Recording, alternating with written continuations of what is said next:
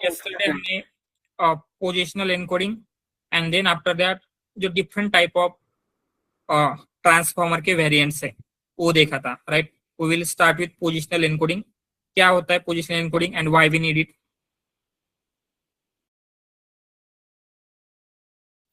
Yes,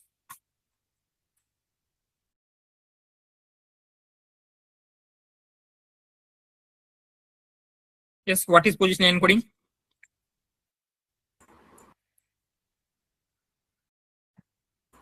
In language, order is important, and with the help of positional encoding, we can maintain the order of the words which are present in that sentences. Whereas in RNN and LSTM, that order maintained by time stepwise. So we can't train the model parallelly. Or with the help of parallel processing, we can go with the positional encoding for the parallel processing. That's why we are using the positional encoding to maintain the order of the words from that particular sequences or sentences we can say. Exactly, right. तो यहाँ पे हमें order important थी and order को consider करने के लिए हम पोजिशनल एनकोडिंग यूज कर रहे हैं। बट हम ऑर्डर तो प्रीवियसली भी कंसिडर कर रहे थे, एग्जांपल RNN LSTM में। तो यहाँ पे why we need positional encoding?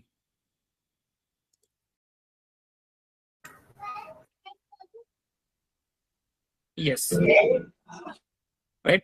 तो प्रीवियसली जो भी आपका मेथड्स थी उन मेथड्स में पैरेलल प्रोसेसिंग नहीं होती थी।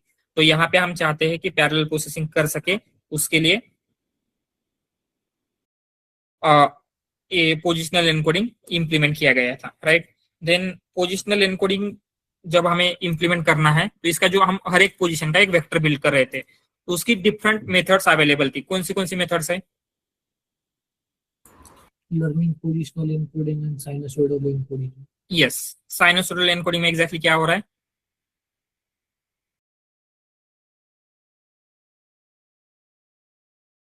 क्या होता है उसमें?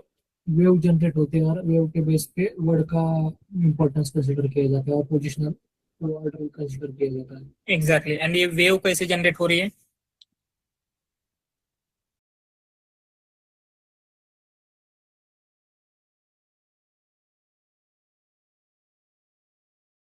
Yes, based on sine and cos values we are generating the wave.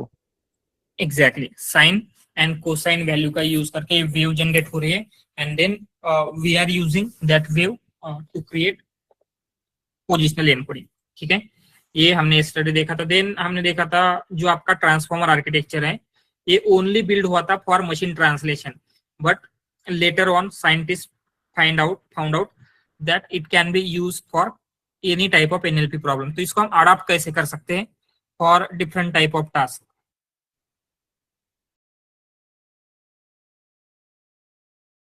या फिर उसके वेरिएंट्स क्या क्या होते हैं ट्रांसफॉर्मर के एंड इनका यूज कब करते हैं? Combination of encoder and decoder, that like BERT, GPT, and T5 we can say that encoder in BERT only encoder will get used, whereas in GPT decoder will get used, and both combination will get used in T5. Exactly. तो इनका use कब करना है, कौन से type of problem के लिए encoder only model use होंगे, कौन से के लिए डिकोडर ओनली एंड कौन से के लिए एनकोडर डिकोडर दोनों लगेगा?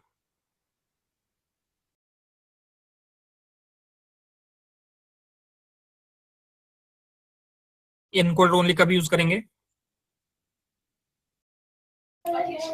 For understanding. एग्जैक्टली, जहां पे आपको अंडरस्टैंडिंग करनी है, राइट। अंडरस्टैंडिंग के example text classification, NER, yes, ये सब कुछ देखा था। देन जनरेशन के टास्क कौन से है जहां पे आपको जनरेट करना है, next word prediction, text generation, उनके लिए डिकोडर ओनली मॉडल। एंड जहां पे आपको जनरेशन एंड अंडरस्टैंडिंग दोनों चाहिए वहां पे क्या यूज करेंगे, एनकोडर प्लस डिकोडर।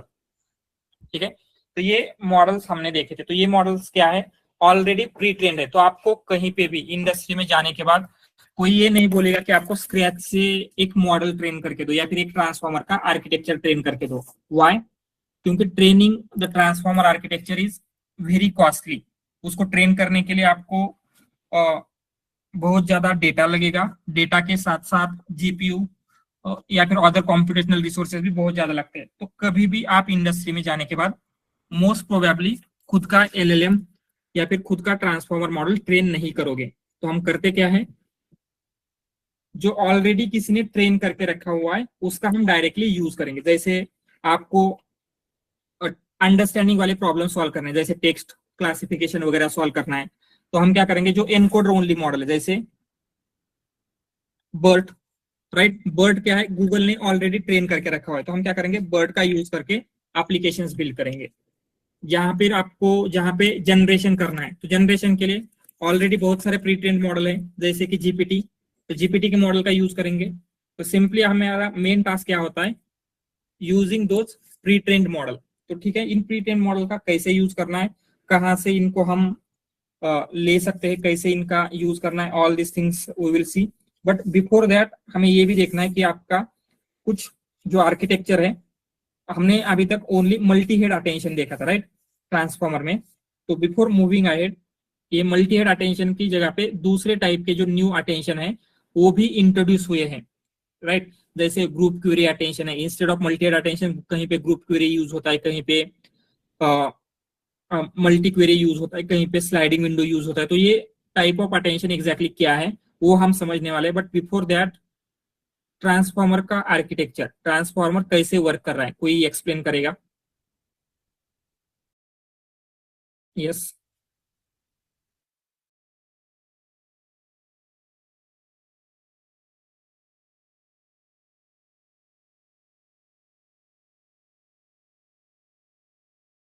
क्या हो रहा है ट्रांसफॉर्मर में, क्या हो रहा है, कैसे एक्सप्लेन करोगे this architecture? It's consistently basic, like based on the two parts. One is encoder and one is decoder. In the encoder, we are like giving all the prompt at a time, and where we are passing the data. In the section of decoder, we are generating the text. Yes, right. तो यहाँ पे mainly two parts है, encoder decoder. Encoder का role है understanding the source language, decoder का main role है, क्या role रहेगा? It's depend on like case to case. For example, for understanding the data translations and many more other use cases we या फिर have. हम simply बोल सकते हैं जनरेटिंग टारगेट लैंग्वेज। ठीक है, तो यहाँ पे ट्रांसफॉर्मर आर्किटेक्चर जब भी आप एक्सप्लेन करोगे, explain it only for machine translation. इनका अदर टास्क के लिए कैसा यूज करना है ये हम बाद में देख सकते हैं। कोई भी जब आपको ट्रांसफॉर्मर पूछेगा तो उसको मशीन ट्रांसलेशन का वर्किंग कैसे हो रहा है वो एक्सप्लेन करना है। तो एनकोडर में कौन से कंपोनेंट है, उनका क्यों यूज किया गया है एंड वर्क कैसे करते हैं, जस्ट ब्रीफली एक्सप्लेन करना है आपको। Start with inputs. क्या होता है इनपुट्स में? Tokenization. यस, टोकनाइजेशन होगा। Then Then it will get converted into it will just input that tokenization input IDs are converted into embedding. Inputs में एम्बेडिंग हो रही है क्या? Whatever the source language is there, firstly from that source language tokenization will get happen. Once tokenization is get happen, then embedding input IDs will get assigned to that inputs, and once input IDs will get assigned to that input, then it will pass to the input embedding, we can say. Exactly. And then input embedding, Yes. embedding of that particular whatever the input IDs are there, or that input embeddings will get generated, and then it will pass to the positional encoding. And in positional encoding, position of the particular words, whatever words are present in that particular, whatever the embeddings are present, that embeddings are present in that input embedding, or that positional vector will get added to that embeddings, and then it will get passed to the multi-head attention. And in multi-head attention, the attention of each word will get calculated with the help of attention mechanism, that is nothing but query key value. And once that attention will get calculated, then it will get passed to the add and norm. Add is nothing but we can say residual connection, whereas norm is nothing but it is normalizing layer.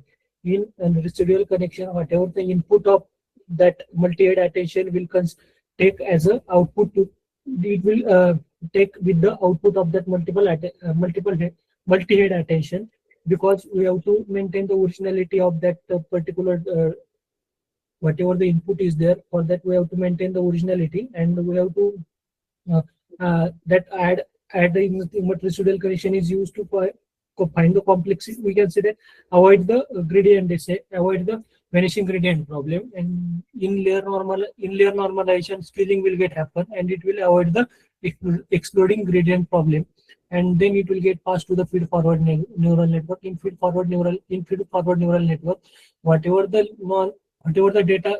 non-linear data is not captured in previous nodes, that will get captured in feed forward neural network, and then again add and normalization of layer will get happen, and then it will pass to the decoder, that output of that decoder, and then once output of that decoder will get, then output embedding will get happen, and same positional encoding for that output embedding will get done, and then mask multi-head attention will get done. There mask is nothing but which will hide the future information of that particular target language, or we can say that, or source language, you can say future information will get hide due for avoid the data leakage purpose, and then again add and normalization will get happen, then again multi-head, add norm, then feed forward neural network, and then again add norm, and then linear that linear and softmax functions will get applied to the whatever the output is getting, the which is the max probability that will get calculated, and that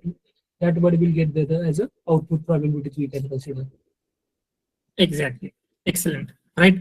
तो same way में आपको क्या करना है, every component why we are using that component here and वो कौन सा problem solve कर रहा है, राइट? ये हर किसी कंपोनेंट के लिए एक्सप्लेन करना है. इवन आपने यहाँ पे कुछ कंपोनेंट का जस्ट नेम लिया था, बट दैट इज ओके, ठीक है. इतना भी अगर आप एक्सप्लेन करते हैं दैट इज सफिशिएंट, ठीक है. तो सबको इसकी प्रैक्टिस करनी ही है, क्योंकि मैंने बहुत बार बोला है, and I am stressing that one more time, at least एक क्वेश्चन तो आपको इस आर्किटेक्चर के ऊपर पूछा जाने वाला है, ठीक है. इसीलिए आपको इसके ऊपर फोकस करना है, एंड इसमें क्या क्या हो रहा है, ऑल दिस थिंग्स आपको आंसर करते आना चाहिए, ठीक है. क्लियर है? यस बोलिए अभी. सर जैसे एम्बेडिंग एनकोडर से जो भी आउटपुट हमारा निकलता है, जैसे कॉन्टेक्चुअल एम्बेडिंग के फॉर्म में, इसके बाद में हम जब इंट्रोड्यूस करते हैं डिकोडर को, तो किस कंपोनेंट से हम स्टार्ट करेंगे, वो थोड़ा कंफ्यूजन होता है. मतलब यहाँ पे क्रॉस अटेंशन में. यस. तो क्रॉस अटेंशन में क्या होगा, क्वेरी जो आ रही है, तो क्वेरी क्या होगी, जो मास्क अटेंशन के बाद क्या होगा, हर एक जितने भी हमने टोकन पास किए थे यहाँ से, तो इनपुट टोकन के लिए आपकी क्वेरी बनेगा, ठीक है. मतलब अगर आपने कंसिडर यहाँ से पास किया था, हम ट्रांसफॉर्मर सीख रहे हैं, तो इसका आपने सिर्फ हम ट्रांसफॉर्मर पास किया था, तो क्या होगा, हम मल्टी हेड अटेंशन में आएगा, उसका मल्टी हेड जो भी अटेंशन कैलकुलेट होने वाला है वो होगा, तो यहाँ पे हम एज अ क्वेरी जाएगा. देन इस साइड पे जो कॉन्टेक्चुअल वेक्टर बने थे, तो कॉन्टेक्चुअल वेक्टर क्या क्या थे, वी आर लर्निंग ट्रांसफॉर्मर, इनके कॉन्टेक्चुअल वेक्टर थे. तो ये all 4 vector will act as key and value vector, and वो क्या होंगे, की एंड वैल्यू में कन्वर्ट हो जाएंगे. तो यहाँ पे जो कॉन्टेक्चुअल वेक्टर थे वो यहाँ पे एज अ की एंड वैल्यू जा रहे हैं. समझ में आ रहा है? Yes sir. और सर जो आउटपुट है, जो शिफ्टेड राइट है, यहाँ पर से SOE जाएगा ना इसका, वो SOS. Yes SOS correct. तो बिकॉज ऑफ SOS वो राइट में शिफ्ट हो रहा है.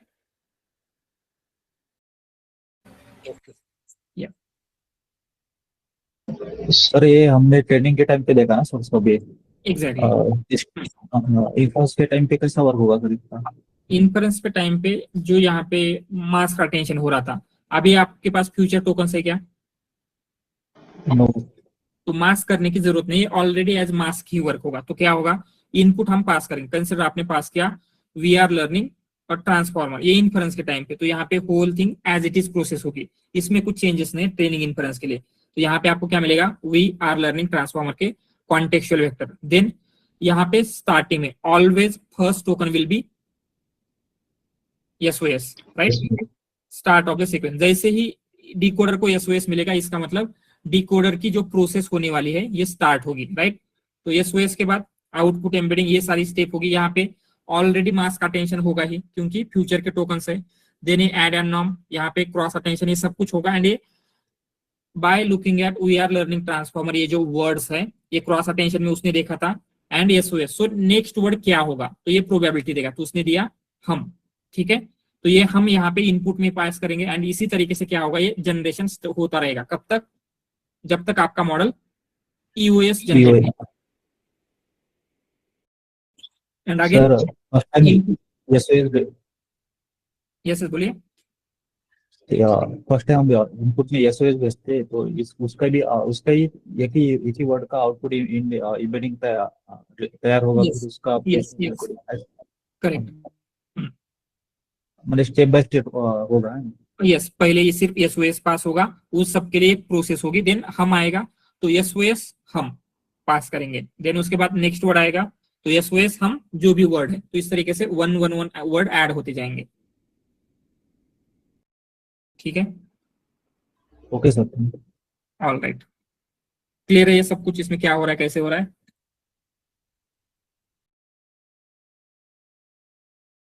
ठीक है, तो नाउ हमने देखा यहाँ पे क्या हो रहा है, बहुत सारी चीजें हमने ऐड की थी। एंड बिकॉज ऑफ दैट, जैसे क्या हो रहा है, अगर आपने नोटिस किया होगा तो यहाँ पे क्या हो रहा है, आपने एक वर्ड पास किया एसओएस, तो हम क्या करते हैं, उसको लिख के ही देखेंगे एग्जैक्टली क्या हो रहा है एंड उसको हम कैसे सॉल्व कर सकते हैं। Just a minute, let me connect this notepad.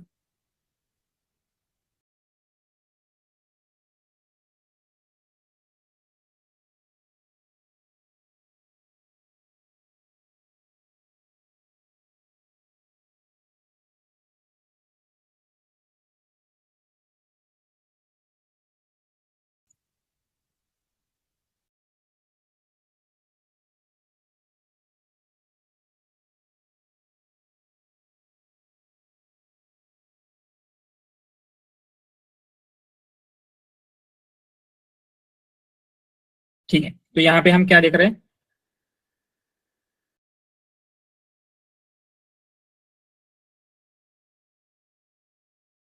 आपका जो डिकोडर है वो वर्क कैसे कर रहा था, ठीक है। तो हमने इनपुट क्या होगा टाइम स्टेप वाइज, तो यहाँ पे हम लिखते हैं आपका इनपुट, जस्ट अ मिनट,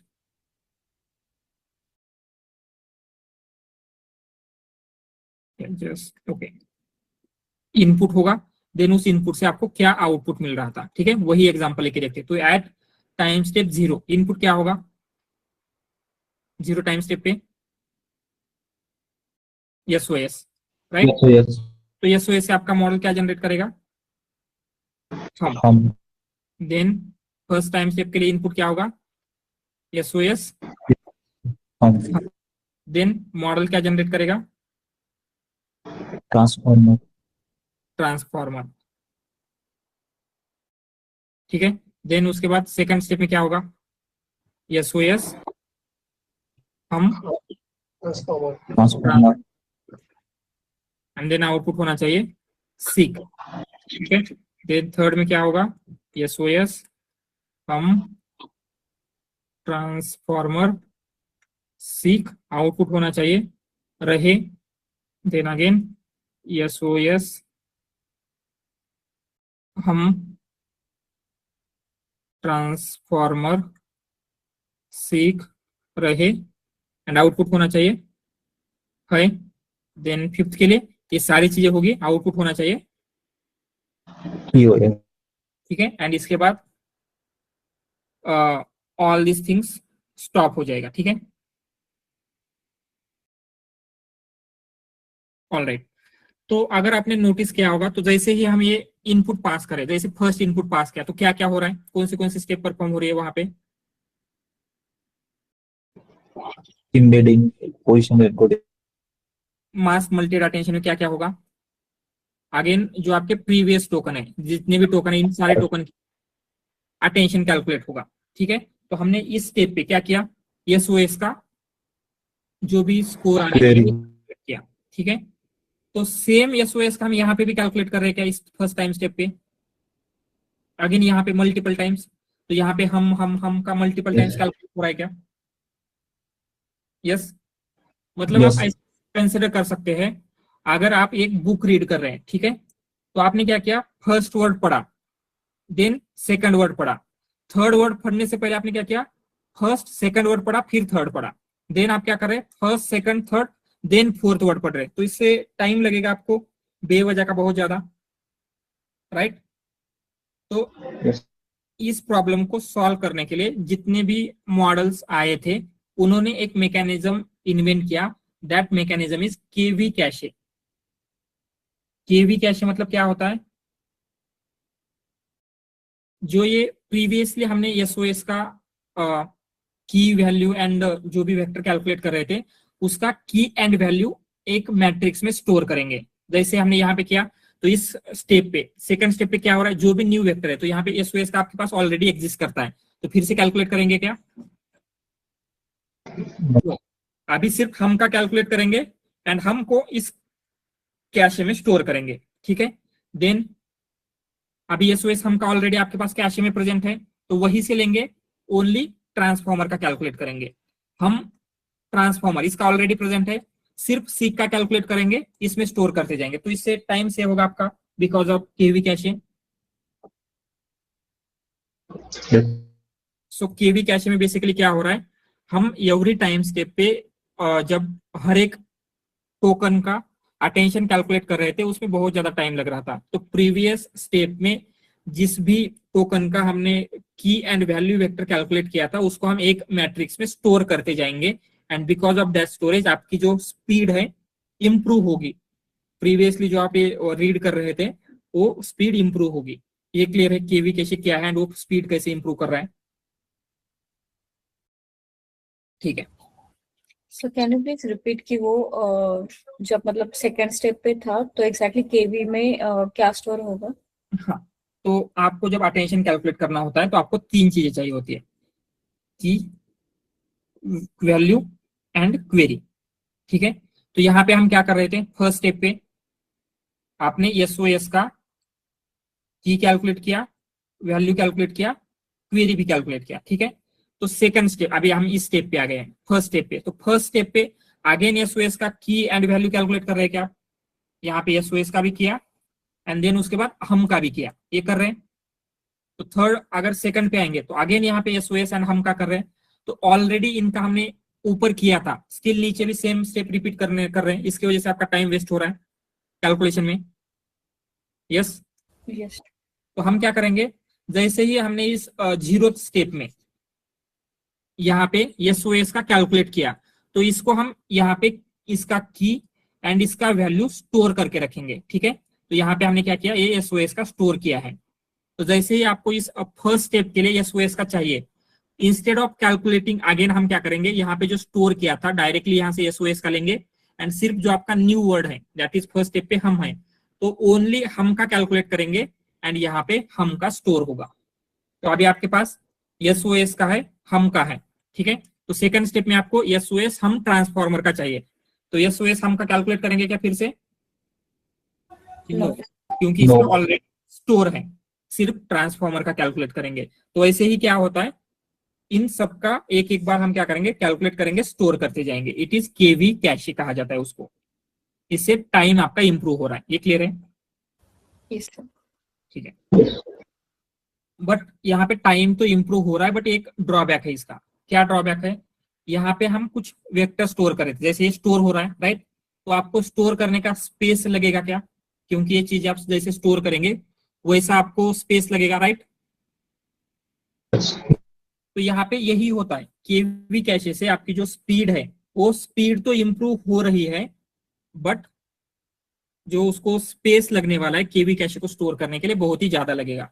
तो जस्ट अभी कंसिडर कीजिए आपके पास टोटल, ठीक है, 6 हेड्स है, तो क्या होगा, 6 हेड्स है तो 6 की एंड वैल्यू पेयर्स होंगे, राइट। तो एक टोकन के लिए की एंड वैल्यू कितने स्टोर करने पड़ेंगे आपको, फॉर वन टोकन, अगर 6 हेड्स है तो टोटल 12 वेक्टर, की का एक वेक्टर होगा, वैल्यू का एक होगा, एंड ये हर एक हेड के लिए होगा, मतलब टोटल 12 वेक्टर आपको स्टोर करने, राइट। ये कैलकुलेशन समझ में आ रहा है।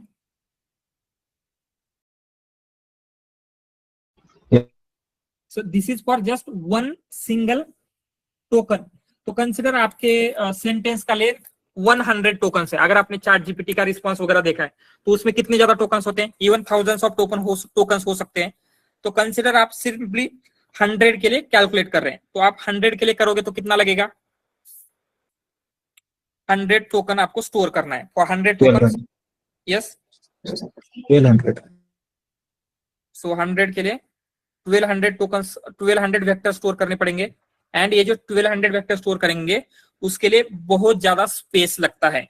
एंड इतना स्पेस लगेगा तो एट सम पॉइंट जब आप 100-200 टोकन जनरेट करने जाएंगे, आपका रैम 8 GB अगर 16 GB है तो भी क्रैश होने के चांसेस होते हैं। ठीक है, तो ये केवी कैशे से एक प्रॉब्लम सॉल्व तो हो रहा है। कौन सा problem,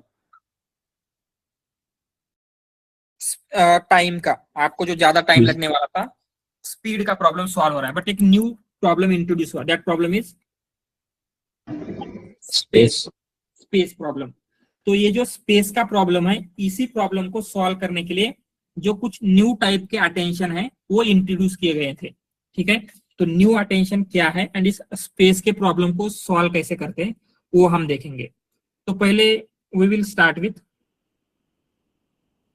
multi head attention. We all know multi head attention. ठीक है, मल्टी हेड अटेंशन। तो मल्टी हेड अटेंशन में क्या होता है, आपके पास एक वैल्यू वेक्टर रहेगा, एक की वेक्टर है, एक क्वेरी वेक्टर है। ठीक है, तो कंसिडर आपके पास h इक्वल टू हम 4 ले रहे हैं, मतलब हेड कितने हैं आपके पास,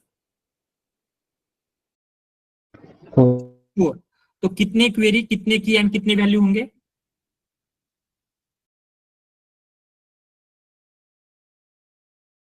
4 वैल्यू 4 कीज, राइट। हर एक हेड के लिए डिफरेंट डिफरेंट होगा एंड 4 क्वेरीज। ठीक है, एंड यहाँ पे क्या होगा, इस क्वेरी का इसके साथ मल्टीप्लिकेशन, देन फाइनली जो प्रोबेबिलिटी आएगी इसके साथ मल्टीप्लिकेशन। तो इस तरीके से क्या हो रहा है, आपका ये मल्टी हेड अटेंशन वर्क कर रहा है। ये क्लियर है कि एग्जैक्टली क्या ड्रॉ किया है मैंने, ये क्लियर है? Yes sir. ठीक है, तो यहाँ पे आपको एक्यूरेट रिजल्ट मिल रहे हैं। बट जो अभी देखेंगे तो यहाँ पे की एंड वैल्यू कितने स्टोर करने पड़ रहे हैं टोटल, 12 की एंड वैल्यू, ओनली की एंड वैल्यू स्टोर करें तो टोटल 8। ठीक है, तो आपको 8 वेक्टर स्टोर करने पड़ रहे हैं, 8 वेक्टर। ठीक है, तो इसी प्रॉब्लम को सॉल्व करने के लिए new type of attention introduce हुआ था, that was multi query attention, या फिर जिसको हम MQA कहते हैं। So what is idea in MQA, यहाँ पे भी हम h इक्वल टू 4 ही रखेंगे। तो यहाँ पे जो आपका K एंड V कैशे है उसमें हम क्वेरी को स्टोर कर रहे हैं क्या,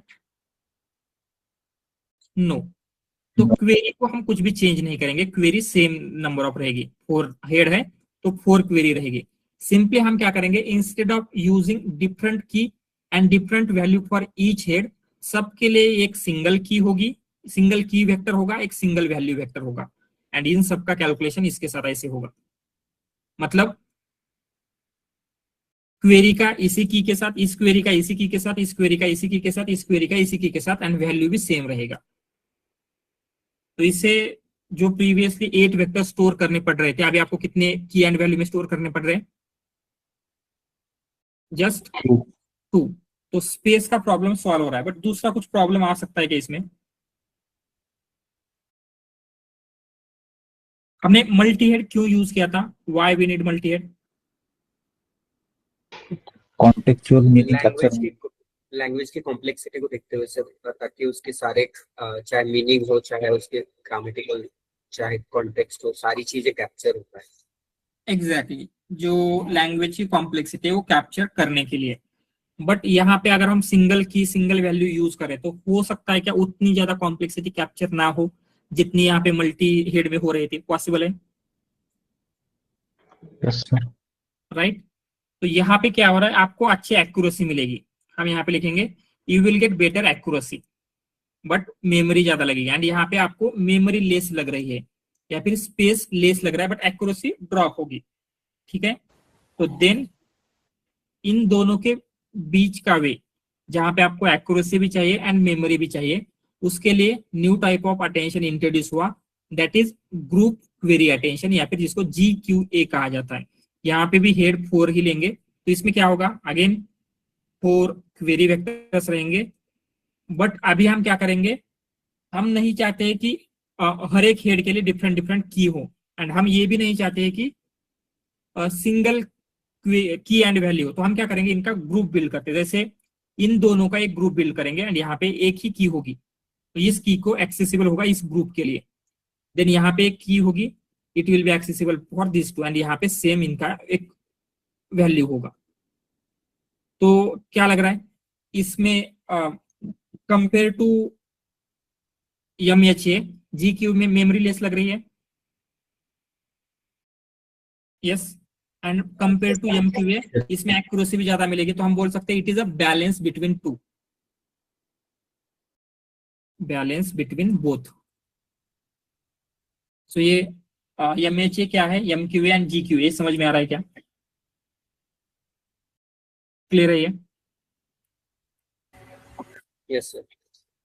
ठीक है, तो हम इनको क्या है समझ लेते हैं कि ये एग्जैक्टली इसको थोड़ा सा नोटबुक में लिखते हैं, so that you will use it while reading the notes.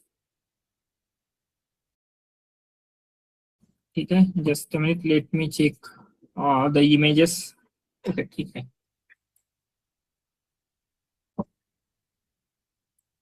Attention mechanism optimized for memory. ठीक है, मेमोरी के लिए ये ऑप्टिमाइज हुआ स्पेसिफिकली।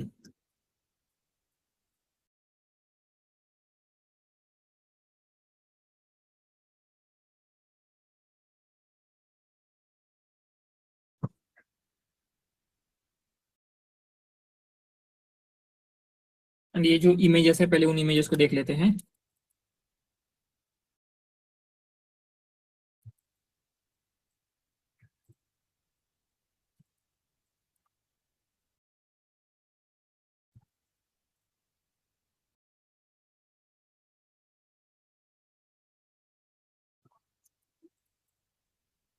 ठीक है, सो उसको थोड़ा सा स्मॉल करेंगे।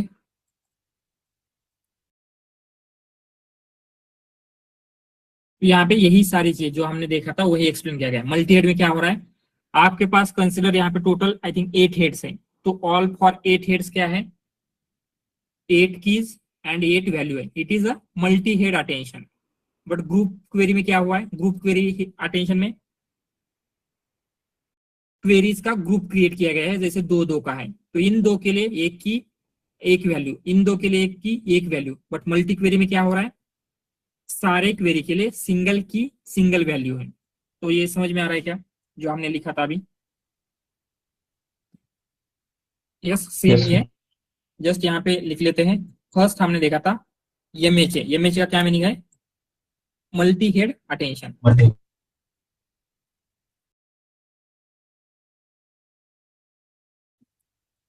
ठीक है, सो मल्टी हेड अटेंशन में क्या हो रहा है, यूज डिफरेंट या फिर लिखिए separate keys and values for each head. ठीक है, ईच हेड के लिए सेपरेट की एंड वैल्यू यूज करेंगे। देन हमने यूज किया था मल्टी क्वेरी अटेंशन, MQA मतलब मल्टी क्वेरी अटेंशन। क्या हो रहा है मल्टी क्वेरी अटेंशन में,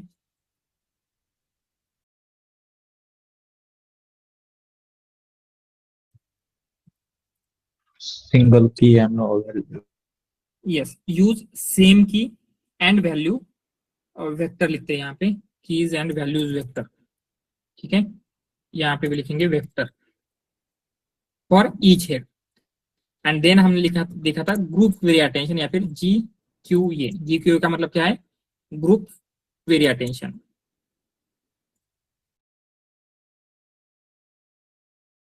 सो इसमें क्या हो रहा है, ग्रुप क्वेरी अटेंशन में ईच ग्रुप ऐसे लिखते हैं, each group of queries will get its own keys and value vector. ठीक है, ये क्लियर है? ओके, बिफोर दैट एंड अगर हम इसको रैंक करें एक्यूरेसी के अकॉर्डिंगली, तो मैक्सिमम एक्यूरेसी किसकी है? multi-head attention. Maximum will be MHA. Then after that, GQA. yes, GQA, and then finally MQA. ठीक है. Okay. एंड अगर आप स्पेस ऑप्टिमाइजेशन की बात करें तो उसमें ऑर्डर कैसी रहेगी? मैक्सिमम स्पेस ऑप्टिमाइज कहाँ पे हो रहा है? MQA. MQA, देन GQA. GQA, देन MHA. ठीक है. All right. तो हमने ऊपर केवी कैशे भी लिखा था. What is KV cache?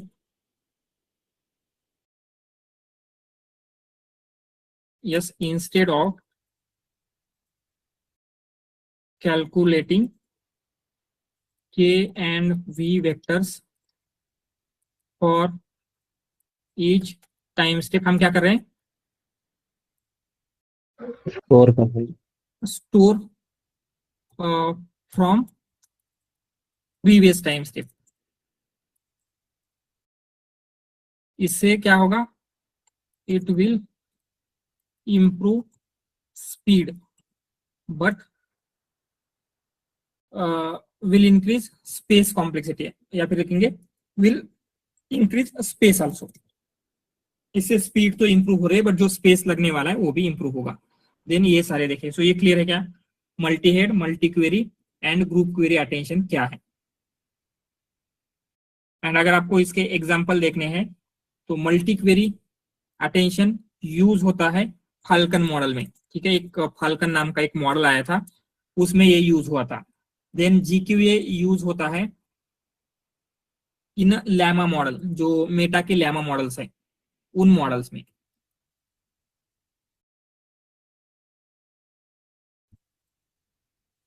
Lemma models. ठीक है. देन नेक्स्ट और भी दो अटेंशन है जो हमें देखना है. उनमें से एक है स्लाइडिंग विंडो. तो पहले ये देख लेते हैं स्लाइडिंग विंडो क्या है.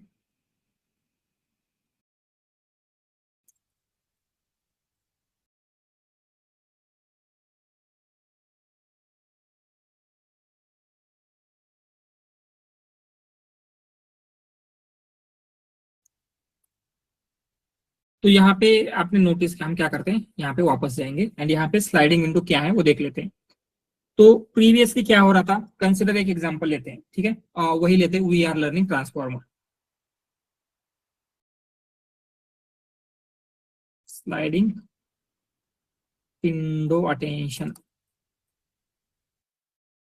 ठीक है, तो हमने देखा था आपके पास है वी आर लर्निंग ट्रांसफॉर्मर. ठीक है, तो यहाँ पे अटेंशन कैसे कैलकुलेट हो रहा था? अगर आपको लर्निंग का अटेंशन कैलकुलेट करना है तो क्या कर रहे थे हम?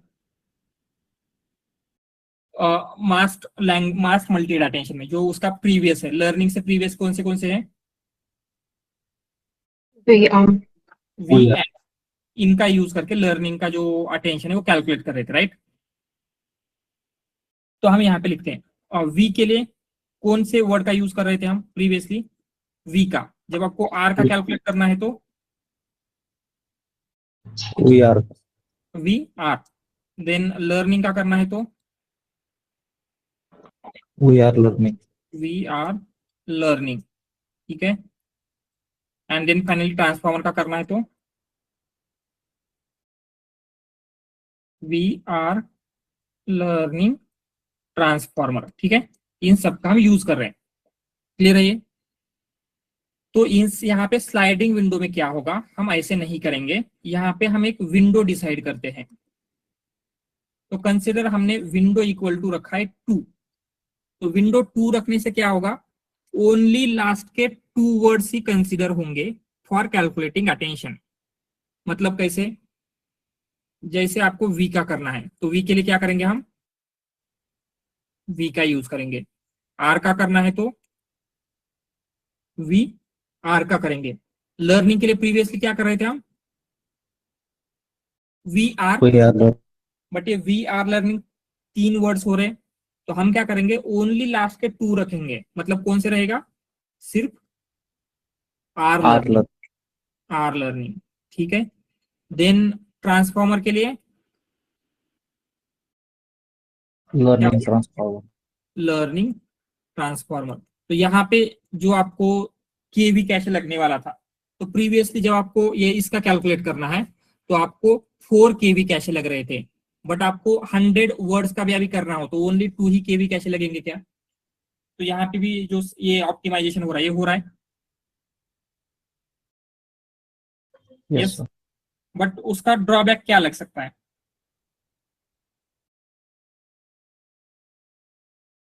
It might be complexity, yes sorry, complexity capture नहीं होगी, ऐसे बोल रहे राइट?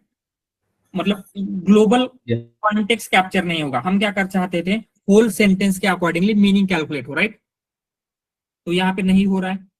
बट क्या होता है, अगर आप नोटिस करेंगे जब हम आर का कैलकुलेट कर रहे हैं तो उसमें कौन सी इंफॉर्मेशन आई है? आर के टाइम पे वी की भी इंफॉर्मेशन है क्या?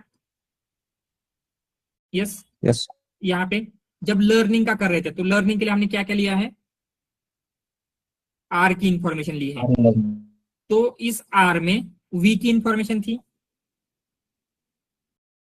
तो वही वी की इंफॉर्मेशन आर के साथ लर्निंग में भी आ रही है क्या? देन जब लर्निंग की इंफॉर्मेशन ट्रांसफॉर्मर्स में जा रही है तो आर में जो इंफॉर्मेशन थी जो लर्निंग में आई वही इंफॉर्मेशन जाएगी। तो इस तरीके से क्या होता है, जो आपका कॉन्टेक्स्ट है वो कैरी फॉरवर्ड हो रहा है। वी का आर में आ गया, आर का लर्निंग में आ गया एंड लर्निंग का ट्रांसफॉर्मर में आ गया। तो क्या होगा, वी का इसमें भी आ जाएगा। ये समझ में आ रहा है? तो यहाँ पे क्या था, ओनली वी यहां से यहां तक आया, बट यहां से यहां तक क्या आया अभी? We are. यहां से यहां तक क्या आया? We are learning. समझ में आ रहा है जो ग्लोबल कॉन्टेक्स्ट आपका किस तरीके से रिटेन हो रहा है यहाँ पे? एंड ये जो इमेज है उस इमेज में वही शो किया गया है। क्या हो रहा है, पहले आपका जो वैनिला या फिर जो नॉर्मल अटेंशन था, the cat sat on the, ये वर्ड है आपका। तो हम क्या कर रहे थे, द का द के साथ, कैट का द कैट के साथ, सैट के लिए द कैट सैट के साथ, ऑन के लिए द कैट सैट ऑन के साथ, एंड इसके लिए इन सब के साथ अटेंशन कैलकुलेट कर रहे थे, राइट? बट यहाँ पे हमने एक विंडो दे दी, विंडो है 3 की, तो द के लिए द का रहेगा the cat sat, but on के लिए द कैट सैट ऑन ले रहे क्या? इसका हमने 0 कर दिया, ओनली इसमें ही आ रहा है। समझ में आ रहा है?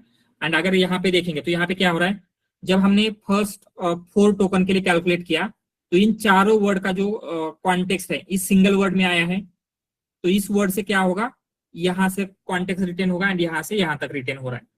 तो ये समझ में आ रहा है, इफेक्टिव कॉन्टेक्स्ट लेंथ की वजह से क्या हो रहा है, जो कॉन्टेक्स्ट है वो कैरी फॉरवर्ड होता रहेगा इसमें, जो ग्लोबल कॉन्टेक्स्ट है। ठीक है,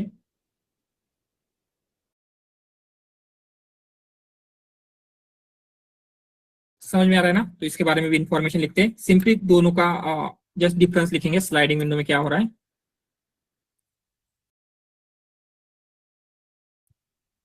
ठीक है, तो हम लिखते हैं पहले इन वैनिला अटेंशन क्या हो रहा है।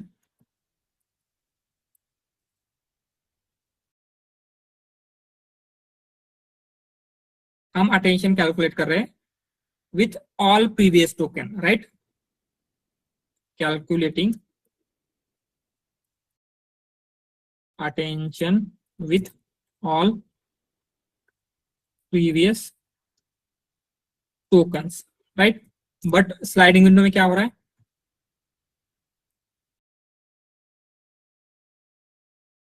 स्लाइडिंग विंडो अटेंशन में calculating attention only with in window range, right? Calculating attention with tokens only within window length। ये डिफरेंस समझ में आ रहा है? तो यहाँ पे ग्लोबल कॉन्टेक्स्ट कैसे रिटर्न होगा? Yes, how global context is retained in sliding window attention. तो इसका आंसर क्या दोगे? कॉन्टेक्स्ट कैरी फॉरवर्ड हो रहा है। एग्जैक्टली, कॉन्टेक्स्ट कैरी फॉरवर्ड हो रहा है from one token to another token. ठीक है, ये स्लाइडिंग विंडो क्लियर है।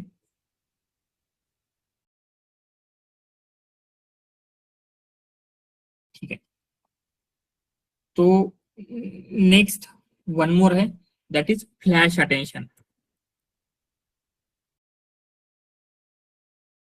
तो फ्लैश अटेंशन थोड़ा सा डिफरेंट है इन सब से।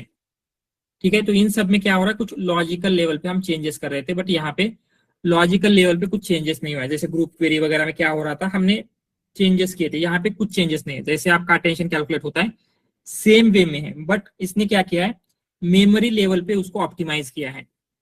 कैसे? जैसे क्या होता है आपको पता होगा, कंप्यूटर में दो टाइप ऑफ मेमोरी होती है। कौन सी? एक परमानेंट मेमोरी एंड दूसरी टेम्पररी मेमोरी। जिसको क्या कहा जाता है, टेम्पररी मेमोरी को रैम, राइट? रैम। तो आपके जो सारे कैलकुलेशन है कहाँ पे होते हैं, जो डिस्क है, जिसको डिस्क भी कहा जाता है, उसमें होंगे या फिर रैम में होंगे। मतलब कुछ भी जब आप कैलकुलेशन करते हैं, आपका कोई ऐप ओपन करते हैं, तो कहाँ पे होता है उसका प्रोसेसिंग? रैम में होता है, राइट? तो यहाँ पे actually Python high level language है, इसीलिए पाइथन में मेमोरी लेवल पे हम कुछ चीजें नहीं कर सकते, बट मेमोरी लेवल पे सारी चीजें मैनेज करना पॉसिबल है कि कौन सा ऑपरेशन रैम में कब होगा, कैसे होगा, ऑल दिस थिंग्स। ठीक है, तो यही क्या हुआ है फ्लैश विंडो अटेंशन में, उन्होंने मेमोरी लेवल पे कोड को ऑप्टिमाइज किया है। तो कैसे किया है, अगर आप यहाँ पे देखेंगे, सो यहाँ पे आपकी है HBM, मतलब आपका जो परमानेंट मेमोरी है, जिसको हम आपके हार्ड डिस्क भी बोल सकते हैं। एंड यहाँ पे ये क्या है, कॉम्प्यूट मतलब रैम, जहां पे सारे कॉम्प्यूटेशन होंगे। ठीक है, दोनों समझ में आ रहा है ये मेमोरी एंड कॉम्प्यूट क्या है? तो जस्ट अ मिनट।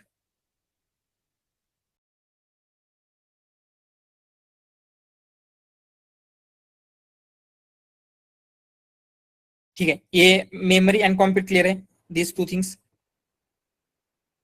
ठीक है, तो आपका जो अटेंशन कैलकुलेट होता है उसमें स्टेप क्या क्या होगी, क्या आप बता सकते हो one by one steps? First step tokenise and vectorise. Vectorise. ठीक है, इनपुट आईडीज। उसके बाद क्या होगा, टोकनाइज एंड वेक्टराइज के बाद dot product. Dot product. Dot product between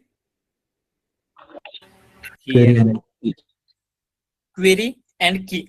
ठीक है, तो क्या होगा, एक क्वेरी एंड की के बीच में डॉट प्रोडक्ट लेने के लिए, जैसे हमने क्या किया था, आपकी मेमोरी में क्वेरी की वैल्यू सारे स्टोर थे यहाँ पे, तो हमने क्या किया, क्वेरी एंड की को लोड किया, रैम में लेके गए, रैम में हमने कैलकुलेशंस किए। कैलकुलेशन से आपको क्या मिला, यहाँ पे कैलकुलेशन करने के बाद score, get score by dot देखा था हमने, तो उस स्कोर को हम क्या कर रहे हैं, फिर से मेमोरी में स्टोर करेंगे, जो आपको स्कोर मिला था। देन उसके बाद क्या होता है, स्कोर के बाद प्रोबेबिलिटी, उसको शॉर्ट मैक्स में देना है। तो हमें क्या करेंगे, ये जो यहाँ पे स्टोर किया था उसको फिर से लोड करेंगे कंप्यूट में, मतलब रैम में, एंड वहां से शॉर्ट मैक्स से प्रोबेबिलिटी निकालेंगे।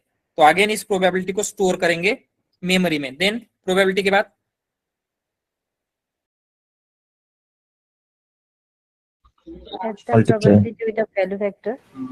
यस,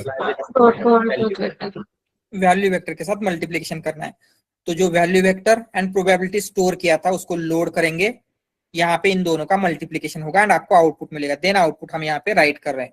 तो टोटल कितनी स्टेप्स लगी लोड राइट के, 1 2 3 4 5 6। तो इसमें थोड़ा सा ज्यादा टाइम कंज्यूमिंग होता है, बट फ्लैश अटेंशन ने क्या किया है, ये जो प्रोसेस हो रही थी लोड राइट, इसके ऑपरेशन कम किए, तो उसको मेमोरी लेवल पे ऑप्टिमाइज किया है। तो ये मेमोरी लेवल पे, कर्नल लेवल पे उतना हमें अंडरस्टैंड करने की जरूरत नहीं है, बट जस्ट अभी इतना कंसिडर कीजिए, यहाँ पे instead of 6 operation, just 3 operation में ही क्या हो रहा है, आपका सारा टास्क कंप्लीट हो रहा है। तो इससे क्या होगा, आपकी स्पीड इंप्रूव होगी। यस, तो सिंपली हम इसके बारे में लिखेंगे, फ्लैश अटेंशन के बारे में क्या हो रहा है। फ्लैश अटेंशन ने क्या किया है,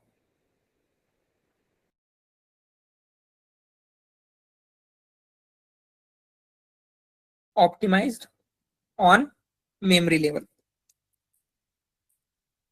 optimise attention calculation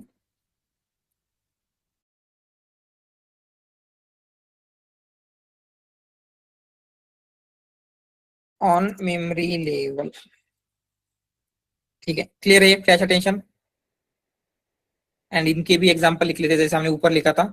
multi query attention Falcon model use कर रहा है, group query Llama models use कर रहे हैं, देन स्लाइडिंग विंडो मिस्ट्राल के मॉडल्स यूज करते हैं, स्लाइडिंग विंडो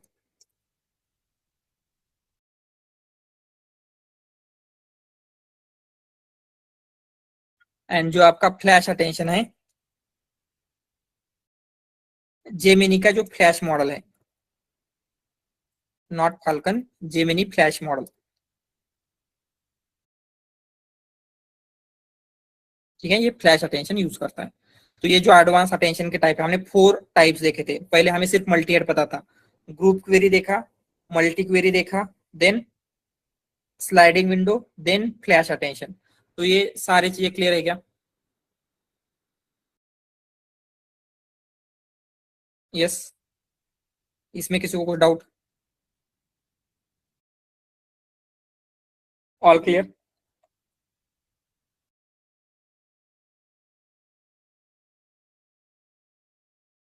ठीक है, ओके देन। तो हमने जो अटेंशन का जो एडवांस टॉपिक्स थे वो कवर कर लिए। बट अभी हमें देखना है, जैसे हमने लास्ट टाइम मैंने कहा था, क्या होता है आपको जो भी आपके मॉडल्स हैं या जो भी कुछ है उनको ट्रेन करने की जरूरत नहीं, राइट? कभी भी कंपनी आपको ट्रांसफॉर्मर मॉडल या फिर कोई encoder only decoder only model train करने को नहीं बोलेगी। तो आपको क्या कहा जाएगा, जो ऑलरेडी प्री ट्रेंड मॉडल है उनका यूज करो, क्योंकि आपके पास उतना ज्यादा डेटा नहीं है, कॉम्पिटेशनल रिसोर्सेस नहीं है, राइट? तो जो ऑलरेडी बिग प्लेयर्स है, Google, open AI, Microsoft, Amazon, उन्होंने क्या किया है, खुद के मॉडल्स ट्रेन करके रखे हैं। तो हम क्या करेंगे, उनके ऑलरेडी प्री ट्रेन मॉडल का यूज करेंगे, जिससे क्या होगा, आपको उतना ज्यादा ट्रेन करने के लिए कॉम्पिटेशनल रिसोर्स, डेटा वगैरह पे स्पेंड करने की जरूरत नहीं है। ये समझ में आ रहा है? तो आपका मेन टास्क रहेगा कंपनी में जाने के बाद, जो ऑलरेडी प्री ट्रेंड मॉडल्स हैं, आपको एनकोडर ओनली के भी मिलेंगे, एग्जांपल बर्ट है, डिकोडर ओनली के लिए तो बहुत सारे जीपीटी सीरीज है। देन एनकोडर डिकोडर का एग्जांपल क्या है? यस, T5 तो या T5 में भी आपको लग सकता है कि मॉडल मिलेंगे कहाँ पे। यस, कहाँ पे मिलते हैं, किसी को आइडिया है? Hugging face. यस, सो इतने भी pre trend open source model available है। तो मॉडल के 2 टाइप होते हैं, ओपन सोर्स एंड कमर्शियल। तो ये हम आगे जाके और थोड़ा सा डिटेल में देखेंगे, बट अभी के लिए इतना कंसिडर कीजिए, जितने भी ओपन सोर्स मॉडल है सारे के सारे आपको इस हगिंग फेस पे मिल जाएंगे। तो हगिंग फेस क्या है, एक कंपनी है। सो हम कंपनी की जगह पे इसको बोलेंगे एक इकोसिस्टम है। इस इकोसिस्टम में सिर्फ मॉडल्स नहीं होते, बहुत सारी चीजें हैं। ठीक है, मॉडल्स तो वन ऑफ द पार्ट है, उसके साथ साथ बहुत सारी चीजें इसमें है। कुछ लाइब्रेरीज है जिनका हमें यूज करना है, कुछ इसके कंपोनेंट्स हैं। तो आपको सिंपली क्या करना है, अगर मॉडल्स चाहिए तो हम गूगल पे आएंगे एंड यहाँ पे आपको सर्च करना है हगिंग फेस। ठीक है, हगिंग फेस। तो आपको huggingface.co ये दिख रही है वेबसाइट, इसके ऊपर जाना है। तो इस वेबसाइट पे आपको हगिंग फेस मिल जाएगा। एंड अगर आपको मॉडल्स देखने हैं तो क्या करना है, यहाँ पे ऊपर मॉडल्स दिख रहे हैं क्या, क्लिक ऑन इट। तो इसके ऊपर क्लिक करेंगे तो जितने भी प्री ट्रेंड मॉडल है आपको मिल जाएंगे। तो करंटली हगिंग फेस के ऊपर कितने मॉडल्स अवेलेबल है, अराउंड 27 लाख, 2.7 मिलियन। तो आपको जो भी टास्क के लिए मॉडल चाहिए वो आपको यहाँ पे मिलने वाला है। ठीक है, तो मे भी आपको लग सकता है आउट ऑफ 27 लाख मॉडल्स आपके टास्क के लिए मॉडल सेलेक्ट कैसे करेंगे। तो उसके लिए यहाँ पे लेफ्ट साइड में आप देखते हैं, तो यहाँ पे क्या होगा, आपको फिल्टर के ऑप्शन मिलते हैं। ठीक है, तो फर्स्ट है टास्क। टास्क के ऊपर क्लिक करेंगे तो टास्क के अकॉर्डिंगली आप मॉडल को सॉर्ट कर सकते हैं। जैसे ये नहीं, कोई भी टास्क लीजिए, उसके लिए हम मॉडल्स फाइंड आउट करेंगे। क्या है, कौन से टास्क के लिए चाहिए आपको? Generation, text generation. ठीक है, तो ये नेचुरल लैंग्वेज का प्रॉब्लम है, राइट? तो नेचुरल लैंग्वेज में कहीं पे जनरेशन दिख रहा है, टेक्स्ट जनरेशन, हियर, यस दिख गया। तो इसके ऊपर सिंपली क्लिक करेंगे। तो जैसे ही हमने टेक्स्ट जनरेशन पे क्लिक किया तो अभी टोटल कितने मॉडल है, 3,40,000। तो इतने सारे मॉडल है फॉर टेक्स्ट जनरेशन। तो मे बी अभी आपको लग सकता है आउट ऑफ दिस 3,40,000 सेलेक्ट कैसे करना है, राइट। तो यहाँ पे सॉर्ट का ऑप्शन दिख रहा है, इसके ऊपर क्लिक करेंगे एंड यहाँ पे मेनली दो ऑप्शन है। एक तो हम मोस्ट लाइक से सॉर्ट कर सकते हैं। तो क्या होगा, जिस भी मॉडल को सबसे ज्यादा लाइक है वो टॉप पे आएगा। जैसे सबसे ज्यादा जनरेशन में टॉप पे मॉडल कौन सा है, डीप सीक का है, देन मेटाल्यामा है। तो जिस मॉडल को लाइक मिल रहे हैं, हो सकता है क्या वो मॉडल ज्यादा लोग को पसंद आ रहा होगा, तो आपको भी प्रोबेबली ये मॉडल बेटर हो सकता है। या फिर सेकंड ऑप्शन है मोस्ट डाउनलोड्स, मतलब इस मॉडल को सबसे ज्यादा डाउनलोड किया गया है। तो सबसे ज्यादा डाउनलोड कौन से मॉडल को किया जाता है, जो मॉडल बेटर रिजल्ट दे रहा है। तो यहाँ पे क्या है, क्वेन सबसे ज्यादा डाउनलोड हुआ है, देन यहाँ पे GPT-2 है, देन अगेन क्वेन के सबसे टॉप पे दिखेंगे आपको। इसका मतलब हम क्या बोल सकते हैं, ये मॉडल सबसे ज्यादा टाइम डाउनलोड हुए। तो इससे आपको पता चलेगा कौन से मॉडल उस टास्क के लिए बेटर परफॉर्म कर रहे हैं। ठीक है, तो रिसेट करते हैं तो आपको क्या मिल जाएगा, यहाँ पे सिंपली क्या करना है, मॉडल्स पे आएंगे तो जितने भी प्री ट्रेन्ड मॉडल से मिल जाएंगे। जैसे यहाँ पे ये कौन सा है, गूगल का बर्ट मॉडल है, राइट। अगेन नीचे आएंगे आपको फेसबुक का रॉबर्टा दिखेगा, क्वेन दिखेगा, ऑलमोस्ट जैसे यहाँ पे ओपन एआई का GPT-2 मॉडल है। तो हर किसी कंपनी के लिए आपको यहाँ पे मॉडल दिखेंगे। जैसे गूगल का यहाँ पे इलेक्ट्रा है, तो सारे के सारे ओपन सोर्स मॉडल आपको यहीं पे मिल जाएंगे। ठीक है, तो इसकी इकोसिस्टम को पहले अंडरस्टैंड करते हैं, hugging face ecosystem. Hugging face की इकोसिस्टम में बहुत सारे कंपोनेंट्स हैं। सबसे पहले हमने देखा मॉडल्स। क्या होता है मॉडल्स में, जो प्री ट्रेन्ड मॉडल्स अवेलेबल है वो आपको मॉडल्स में मिलेंगे। ठीक है, तो मॉडल्स के साथ साथ अगर इसके आगे ये क्या दिख रहा है, डेटा सेट्स, राइट। तो इसके ऊपर क्लिक करेंगे तो आपको डेटा सेट्स मिल जाते हैं। तो अराउंड 9 लाख डेटा सेट्स हैं। ठीक है, तो बहुत सारे ऑडियो के लिए tabular data, text data, time series data, video data. तो समटाइम्स हो सकता है आपको कहीं पे मॉडल फाइन ट्यून करना है, किसी को ट्रेन करना है, तो उसके लिए ओपन सोर्स जो डेटा सेट्स अवेलेबल है यहाँ पे मिल जाएंगे। ठीक है, तो आगे हमने क्या देखा, मॉडल्स के साथ साथ डेटा सेट्स भी है। ऑल राइट, देन यहाँ पे क्लिक करेंगे तो एक और क्या है ये, व्हाट इज दिस, स्पेसेस। तो स्पेसेस मतलब क्या होता है, आप खुद के एप्लीकेशन बिल्ड कर सकते हैं एंड उसको ग्रेडियो का यूज करके एक फ्रंट एंड का एप्लीकेशन दे सकते हैं। तो ग्रेडियो क्या है, ग्रेडियो एक फ्रंट एंड की लाइब्रेरी है।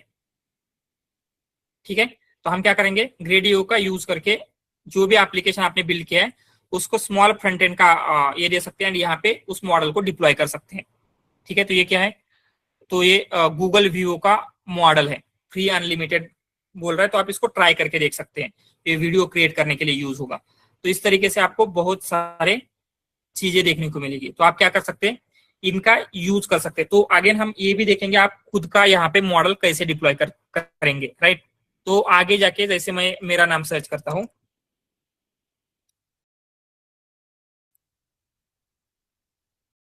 ठीक है, so this is my account. तो यहाँ पे क्या दिख रहा है आपको, 4 मॉडल्स है टोटल, राइट। तो मैंने मेरे अकाउंट पे 4 मॉडल्स अपलोड किए हैं। तो जैसे यहाँ पे क्या दिख रहा था, गूगल का मॉडल्स नेम, राइट। यहाँ पे आते हैं तो क्या हो दिख रहा है, कोई भी एक मॉडल ले लेते हैं, जैसे यहाँ पे Nvidia slash model name of Nvidia, right. तो सेम वे में यहाँ पे क्या दिख रहा है, माय नेम एंड जो मैंने मॉडल ट्रेन किया है। तो सेम वे में आपकी प्रोफाइल के ऊपर इस तरीके से आप कैसे मॉडल होस्ट कर सकते हैं, ये आपके लिए बहुत ज्यादा इंपॉर्टेंट होगा। व्हाई, क्योंकि अभी इंडस्ट्री में अगर आपका एक्सपीरियंस कुछ इस तरीके से शो करते हैं कि आपने खुद का मॉडल फाइन ट्यून किया है या फिर बिल्ड किया है एंड जो हगिंग फेस पे अवेलेबल है, तो इससे क्या होगा, आपने एक्चुअल में काम किया है एंड आपको चीजों के बारे में नॉलेज है, ये शो होता है, राइट। तो ये सारी चीजें भी हम डिस्कस करेंगे एंड आगे जाके आपके प्रोफाइल के ऊपर एटलीस्ट एक मॉडल तो इस तरीके से दिखना चाहिए। तो सबसे पहले अगर आपका अकाउंट नहीं है तो आपको अकाउंट क्रिएट करके लेना है हगिंग फेस का। तो हगिंग फेस का अकाउंट क्रिएट करने के लिए आप हगिंग फेस पे जाएंगे एंड वहां पे क्या होता है, यहाँ पे लेफ्ट साइड में साइन अप है, सिंपली आपका ईमेल डाल के आपको साइन इन करके लेना है, ठीक है। एंड देन आप क्या कर सकते हैं, इन मॉडल का यूज करेंगे, मतलब इसका दिखना चाहिए। तो ये क्लियर है, ठीक है। तो हमने ये देखा, एंड देन उसके बाद स्पेसेस, क्या होते हैं स्पेसेस, जस्ट एप्लीकेशन है जो डिप्लॉय हुए, या फिर एक और होता है इन्फरेंस एपीआई। इन्फरेंस एपीआई, तो इन्फरेंस एपीआई मतलब क्या होता है, जस्ट मिनट में आपको शो करता हूं।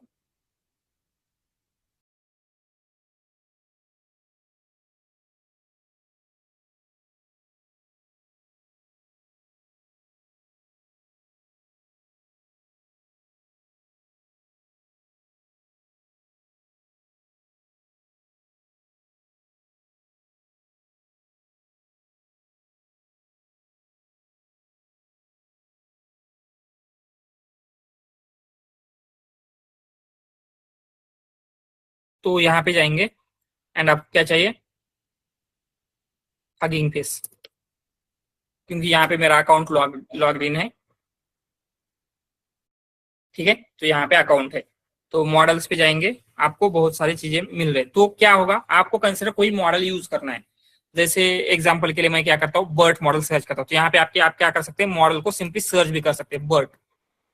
तो गूगल का बर्ट मॉडल दिख रहा है, यहाँ पे बर्ट मॉडल है। तो यहाँ पे अगर मुझे इसका यूज करना है, तो मैंने इसको डाउनलोड किया, देन मेरे एप्लीकेशन में इसको यूज कर रहा हूँ, तो मुझे उसका रिजल्ट नहीं मिल रहा, तो उसमें आपका टाइम चला जाएगा क्या। इसको आपने डाउनलोड किया, देन उसको यूज कर रहे हैं, ऑल दिस थिंग्स में आपका टाइम चला जाता है, राइट। Yes. तो इंस्टेड ऑफ आप सिंपली यहाँ पे किसी भी मॉडल पे आएंगे, यहाँ पे आपका क्या होता है, इन्फरेंस होता है। तो आप इन्फरेंस करके चेक कर सकते हैं, जैसे अगर मैंने किया, ये नहीं इनपुट दे सकते इसको जिस फॉर्मेट में चाहिए, एंड जनरेट करेंगे तो यहीं पे आपको टेस्ट कर सकते हैं। तो इसी को क्या कहा जाता है, इन्फरेंस एंड पॉइंट। तो इस यहाँ पे क्या है, आपको मल्टीपल इन्फरेंस एंड पॉइंट भी मिल जाएंगे इसमें। लैंग चेन के जो जस्ट इकोसिस्टम को हम अंडरस्टैंड कर रहे हैं, हर एक पार्ट का कैसे यूज करना है, मॉडल को कैसे डाउनलोड करना है, डेटा सेट वगैरह का देखने वाले। बट ये बेसिक आइडिया समझ में आ रही है, ये क्या क्या है, कैसे उनका यूज हो रहा है, ठीक है। तो ये हो गए कुछ कंपोनेंट। देन हगिंग फेस की खुद की बहुत सारी लाइब्रेरीज है, एंड इन लाइब्रेरीज का आप एक्सटेंसिवली यूज करोगे हमारे होल कोर्स में भी, एंड आपके कंपनी में भी आगे जाके हो सकता है इसका आपको यूज करना पड़े लाइब्रेरीज, ठीक है। तो सबसे इंपॉर्टेंट लाइब्रेरी है ट्रांसफॉर्मर्स। तो इस ट्रांसफॉर्मर्स लाइब्रेरी में आप क्या कर सकते हैं, जितना भी आपको ये मॉडल है, राइट, यहाँ पे आपको मॉडल्स दिखे थे, तो किसी भी मॉडल का यूज करके एप्लीकेशन बिल्ड करना है, जैसे इसका S2 Pro का यूज करना है, या फिर ये क्वेन मॉडल का यूज करना है, तो आपके एप्लीकेशन में आपको इनमें से किसी भी मॉडल का यूज करना है। तो आप सिंपली क्या करेंगे, ट्रांसफॉर्मर्स लाइब्रेरी का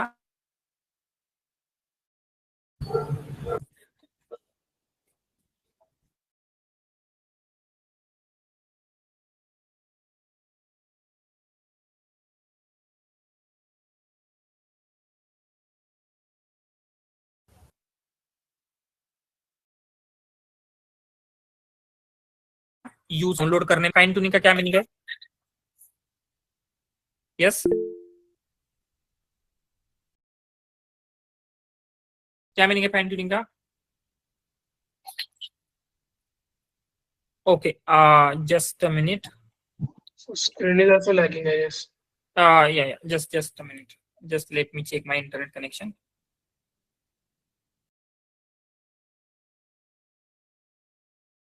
All right, is it audible and the screen is visible now? Yes. Just a minute, again थोड़ा सा ये लैग हो रहा है, just let me check.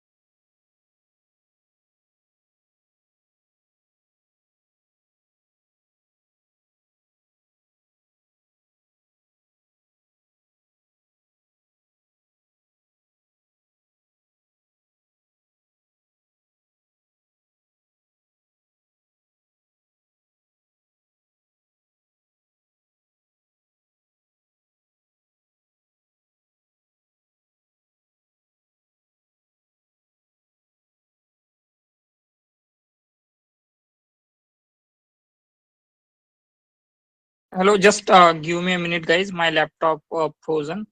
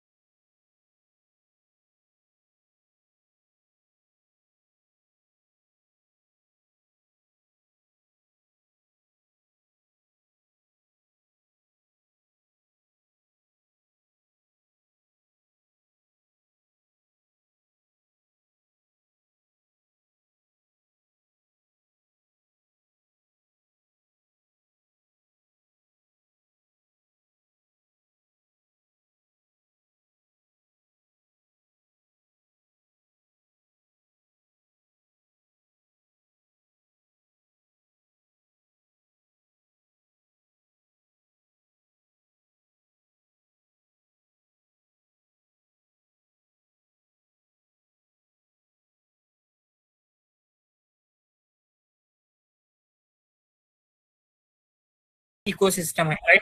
Ecosystem में बहुत सारी चीजें थी। उसमें हमने मॉडल्स देखे, right? After that data sets देखा। After that spaces, what are spaces, जहां पे आप एप्लीकेशन डिप्लॉय कर सकते हैं। Then inference API. Inference API में क्या होता है? इन्फरेंस एपीआई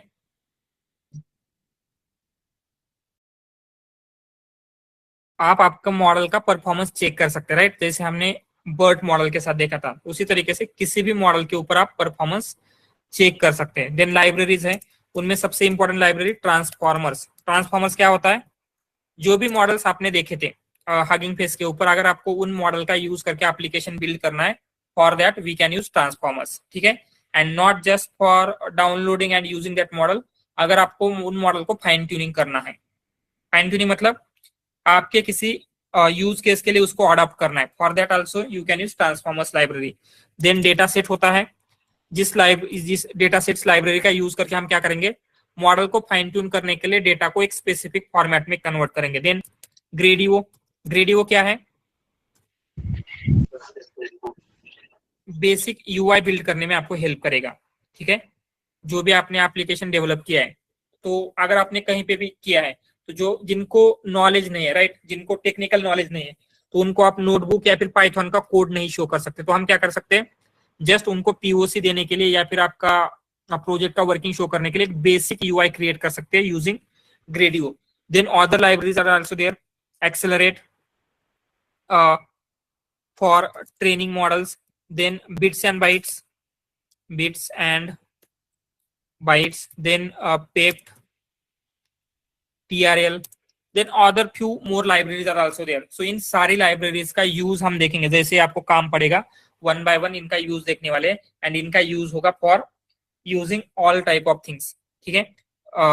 मॉडल को डाउनलोड करके यूज करने के लिए बिट्स एंड बाइट्स का यूज होता है, क्वांटाइजेशन वगैरह जैसी टेक्निक यूज करने के लिए। सो इन सारी लाइब्रेरी का यूज हम देखेंगे। तो हगिंग फेस की इकोसिस्टम का बेसिक आइडिया आ रहा है क्या है एंड इनमें एग्जैक्टली क्या होता है, क्लियर है? All right.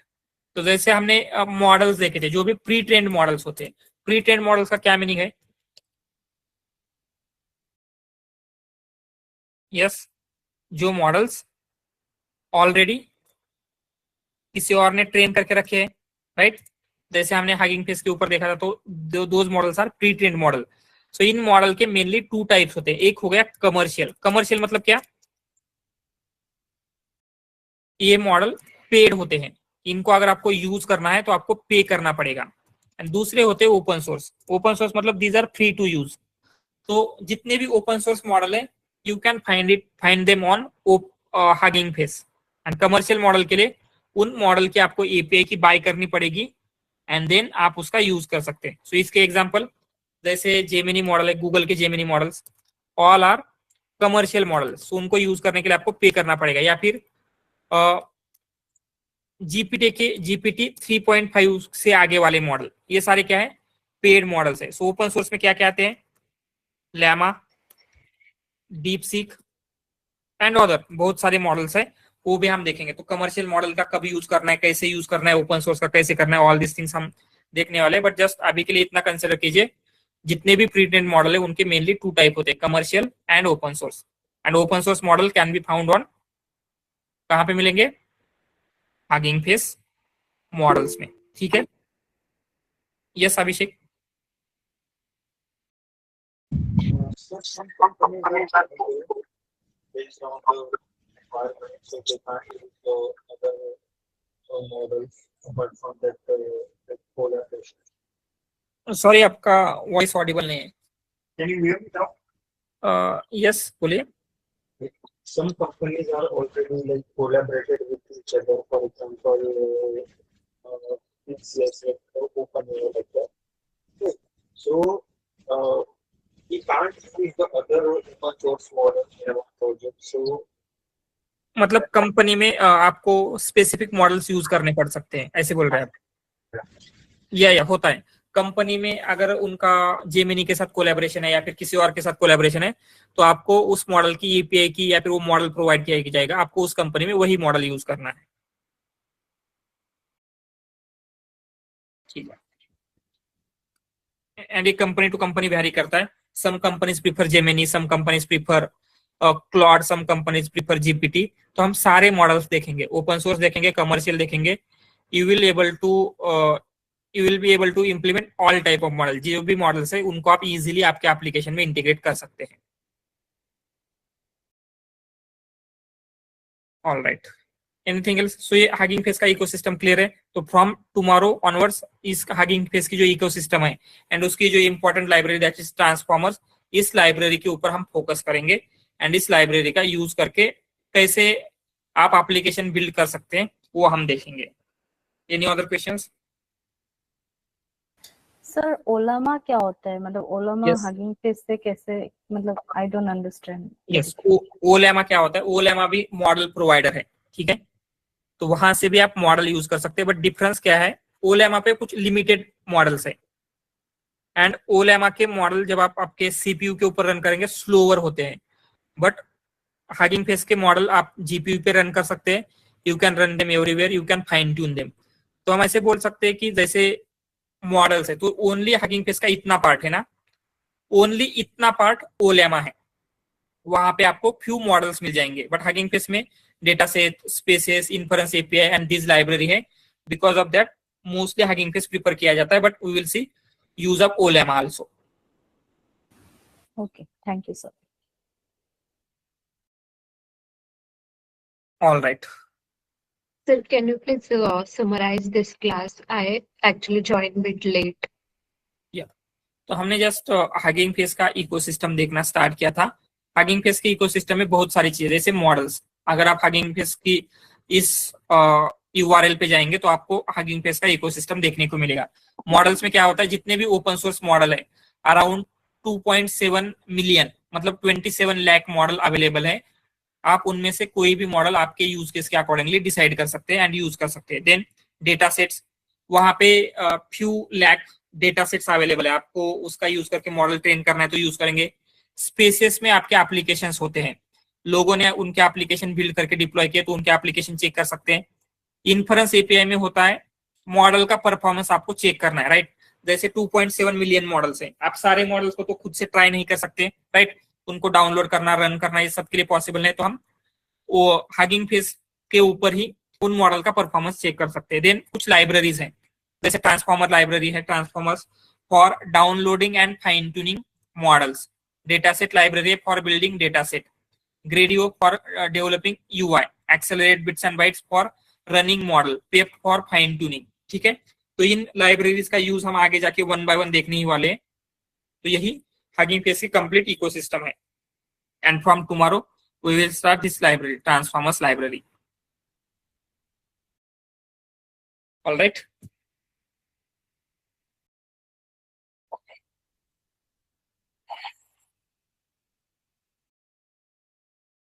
Okay then, and one more thing, जो आपका प्रोजेक्ट था उसमें आई थिंक जस्ट 2 लोगों ने और प्रोजेक्ट्स ऐड किए हैं, but I am expecting this weekend तक ऑलमोस्ट 40 स्टूडेंट ने तो उसमें आपके स्कोर अपडेट करने चाहिए, राइट। अराउंड 50% लोग जॉब स्विच करना चाहते हैं, तो जिनको जॉब स्विच करना है एटलीस्ट उनको तो ये सारी चीजें करनी है, ठीक है। All right, okay then, so tomorrow we will connect and we will discuss transformer and उसका इम्प्लीमेंटेशन देखेंगे। तो टुमारो आपका एक्चुअल कोडिंग का पार्ट स्टार्ट होने वाला है। यही कोडिंग आपको आपकी कंपनी में लगेगी, तो इसको जस्ट अभी आपको लर्न नहीं करना है। थ्योरेटिकल पार्ट जस्ट आप समझ के लेते हैं, पढ़ते हैं, समझ में आएगा, बट कोडिंग के लिए प्रैक्टिस इंपॉर्टेंट है। तो मॉक ग्रुप में इस कोडिंग की प्रैक्टिस करना ही है। Yes Abhishek. So there is already pre-built application is here, okay, and हाँ. someone is asking how can we improve this system? How can we improve this system so we will get the good amount of accuracy?